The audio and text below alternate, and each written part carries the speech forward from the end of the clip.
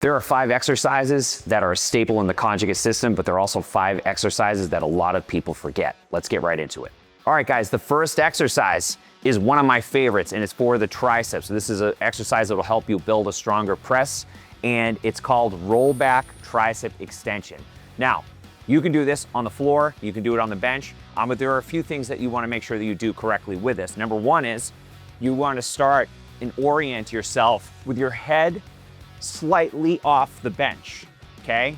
So that's really a key component, because when you do this exercise, your arm is gonna come behind you, all right?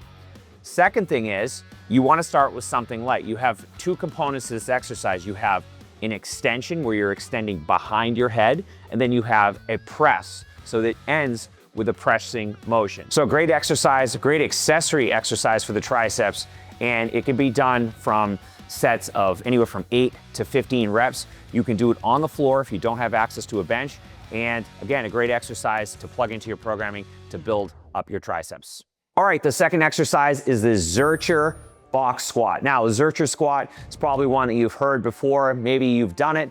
And it's definitely gotten a lot more popular over the last few years, specifically on social media. This is a variation that you can do with a box, which many that know the conjugate system know the box squat is a staple movement, but this can be done for a heavy effort or even a speed effort where you're doing the Zercher variation, but now you're applying the tenets of the box squat, where you're actually sitting back on the box and then exploding through that concentric range of motion. I like to do this for a heavy effort, usually anywhere from a 4 to 6 rep max, or even just a heavy set where I'm building over the course of 4 or 5 sets and resting about 2 to 3 minutes between sets. For your box height, anywhere from 14 to 16 inches is a good place to start. I know a lot of people don't have a box just for box squatting, so you can use a bench, which is 17 inches, and that's a good place to start with this movement, and it'll give you some new change or a new variation to your squat. The next exercise is the banded good morning. As the name implies, you will need a band to perform this. Now, Louie Simmons made band exercises really popular, and for the ability for their lifters to lift just ungodly amounts of weight, they would also need to do things that were preventative in nature, things that would help prevent soft tissue injuries.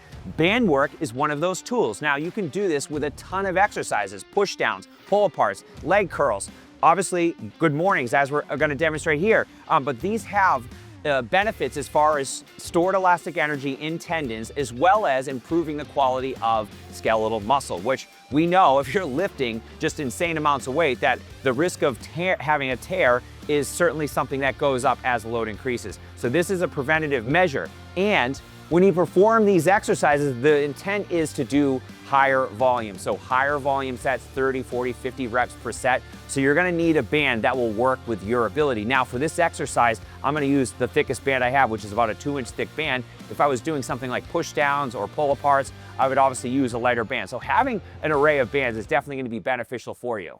The next exercise is the seated dumbbell clean. This is an exercise I've seen in all of Louie Simmons' textbooks, and an exercise that is a great accessory movement to be done on an upper body centric day or even on a full body day. Now, I've seen the execution vary from coach to coach, but one way or one style that I've leaned on is from Joe DeFranco. And shout out to Joe, I've learned a tremendous amount from him over the years. He performs this with lighter dumbbells in a 2-part motion. The first motion being a shrug, and then the final motion being an external rotation. So by that alone, we know that it's obviously a shoulder-based accessory movement, but it's going to require that we use lighter dumbbells. The external rotation portion of that is gonna be one that doesn't have particularly high loading capacity. So to execute this, we wanna make sure that we start really, really light, dial in the movement, and then we can progress from there. So great exercise for your shoulder accessory work.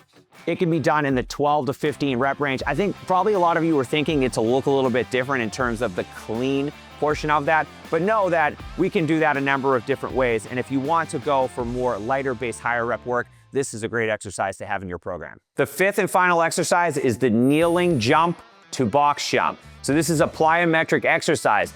The conjugate system made popular things like dynamic effort training and explosive strength training to improve rate of force development, which is the fancy way of saying become more powerful, be able to generate more force, move more quickly, and have athleticism. This is a form of training that allows you to do that. But this variation is one that I use from time to time. It's 2-part.